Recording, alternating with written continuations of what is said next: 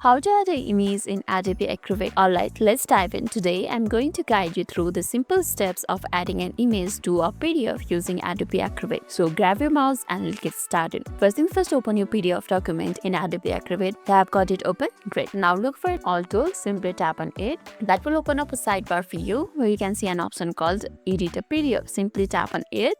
Oh, right now I'm using a free version of Adobe Acrobat, so I won't be able to show you the whole process as this is only available for the paid version. However, I'll be explaining you the whole process. Now what you have to do is simply tap on Add Image feature. A window will open, allowing you to browse your computer files. Navigate to your folders and select the image you want to insert. Once you have found your image, double click on it and hit the open. Now hover over the spot in your document where you want to add the image to be placed. You will see an image preview following your cursor.